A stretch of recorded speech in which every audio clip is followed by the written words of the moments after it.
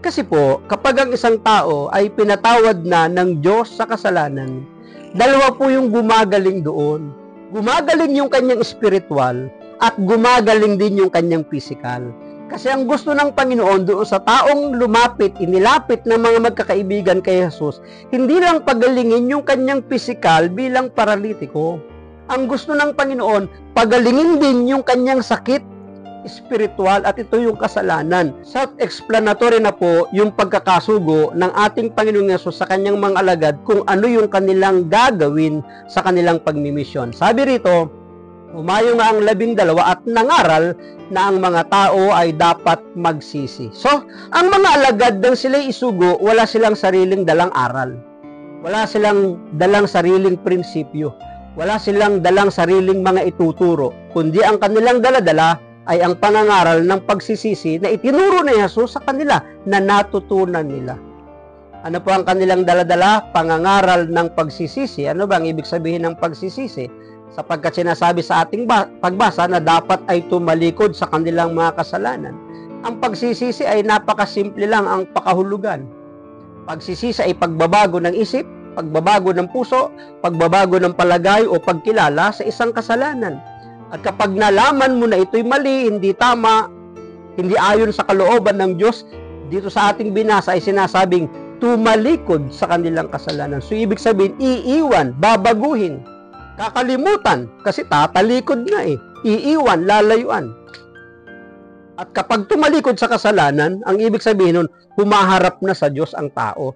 Kapag ang isang tao tumalikod sa kasalanan, ang kaharap na niya ay ang Diyos. Siya ay nagbabagong buhay. So, ang pagsisisi, ang ibig sabihin ay pagbabago ng isip, pagbabago ng puso, pagbabago ng pagkilala sa kasalanan. At kapag nalaman natin na ito'y mali, ano ang gagawin? Ang decision ay pagtalikod. At alam naman natin na yung pagsisisi na yon ay mayroong pong reward sa isang taong gagawa.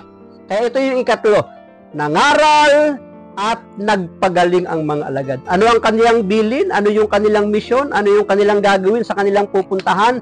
Mangangaral at magpapagaling. Yan yung trabaho ng mga lingkod na unang sinugo ng ating Panginoon. Mangangaral at magpapagaling. Walang iba na ipinapagawa ang ating Panginoon. Ang tao ay pangaralan ng pagsisisi para magbalik loob sa Diyos. Ang mga alagad, sinugo sa isang lugar para magpagaling sa mga may karamdaman, para sa mga may sakit, para sa mga inaalihan ng masamang espiritu. So, nangaral ng pagsisisi. May mga panahon at pagkakataon na ang Panginoon, nang merong dalhin isang paralitiko sa kanya, nung makita niya yon, sapagkat inilapit ito ng mga kaibigan o 4 na magkakaibigan, imbis na sabihin ni Jesus na magaling ka na, kundi ang sabi ng Panginoon sa kanya ay pinatatawad na ang iyong mga kasalanan. Yung mga Pariseo at Eskriba na nasa kapaligiran, nagbulong-bulungan, sino ito? Nilalapastangan nito ang Diyos. Sino siya na magpapatawad sa kasalanan ng tao? Hindi ba't ang Diyos lang ang makakapagpatawad ng kasalanan? Ano ba ang madaling sabihin, sabi ni Jesus sa kanila? Kasi alam ng Panginoon yung kanilang mga iniisip Alam ni Jesus kung ano yung mga pinagbubulog-bulugan nila Alam ni Jesus kung ano yung mga saloobin nila Kaya sumagot na si Jesus. Ano bang mas madali? Ang sabihin, bumangon ka't magaling ka na, o ang sabihin, pinapatawad ka na sa iyong kasalanan? Kasi po, kapag ang isang tao ay pinatawad na ng Diyos sa kasalanan, dalawa po yung gumagaling doon. Gumagaling yung kanyang spiritual at gumagaling din yung kanyang physical.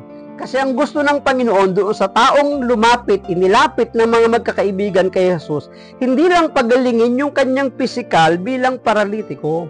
Ang gusto ng Panginoon, pagalingin din yung kanyang sakit spiritual at ito yung kasalanan.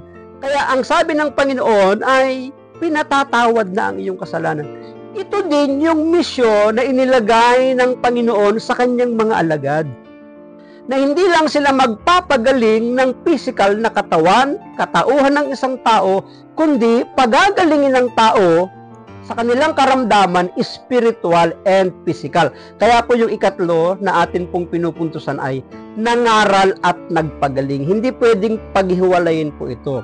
Kasi kaya nga po sila nangangaral ng pagsisisi dahil alam po natin na ang lahat ng karamdaman ay bunga ng kasalanan. Yun ang sinasabi ng Biblia eh. Di ba? Ang lahat ng pagsuway, paglabag, ang resulta nito ay mga sakit at karamdaman.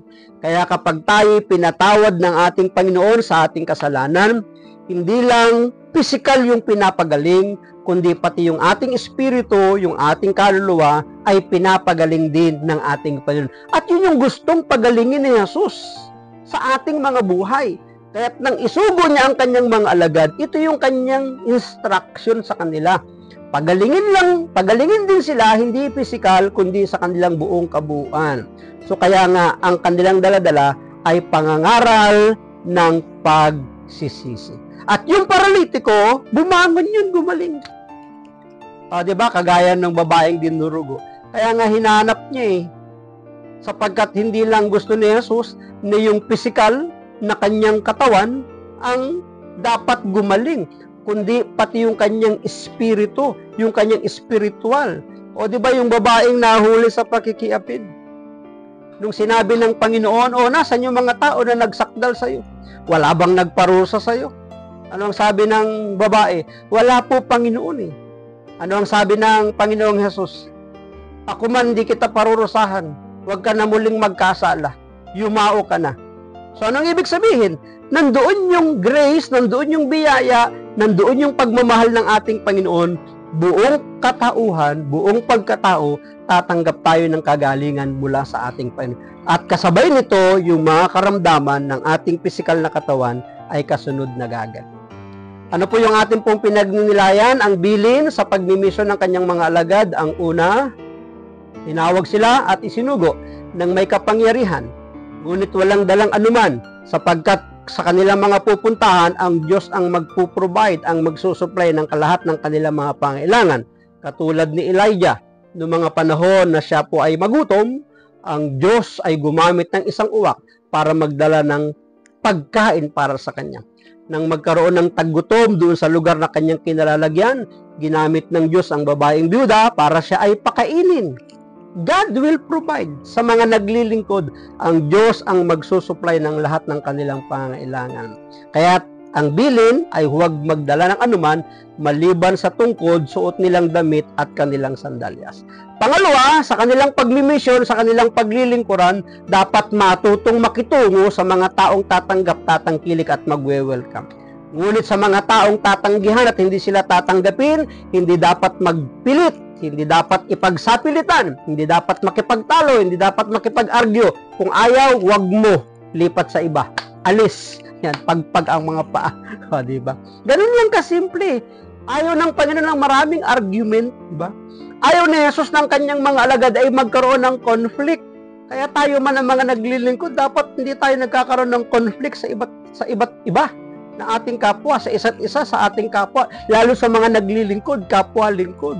Kapag ayaw tayong pakinggan, di huwag. Punta tayo dun sa makikinig sa atin. Ayaw pakinggan yung paliwanag mo, explanation mo, di huwag. Dun ka magpaliwanag sa makikinig sa'yo. Ganun lang kasimple, di ba? Kapag ayaw, di huwag. Kapag gusto, di sige. Di ba? So, pangatlo, ay nangaral ang mga alagad ng pagsisisi at pagpapagaling. Ito po yung pinaka-ultimate mission. Dapat yan din yung ating mission. Tayo po ay sharer ng Word of God. Ako po sa kasalukuyan ngayon ay gospel vlogger po ako ngayon. Aktibo ako sa YouTube at saka sa Facebook. May mga panahon na ako po ay humahayo din at nagagamit din naman ang ating Panginoon. So, tayo magpagamit ng gusto. Ang ating dala, walang sariling interest, walang sariling prinsipyo, walang sariling daladalang mga aral, kundi ang aral ay ang pangangaral ng pagsisisi na mula sa Panginoon at pagalingin yung mga tao may karamdaman na galing din ang kapangyarihan sa ating Panginoon. Kung marami mga tao mapagpala, ano ang sabi at bilin ni Jesus sa kanyang mga alagad? Kami po ay mga aliping walang kabuluhan, tumutupad lamang kami sa aming tungkulin. Ang credit, ang papuri, ang parangal, balik kay Jesus, sapagkat siya ang pinanggalingan ng lahat ng kapangyarihan, ng lahat na ipinagkatiwala sa atin para magamit tayo, pribilehiyo na makapaglingkod sa Panginoon. Thank you, God, for everything.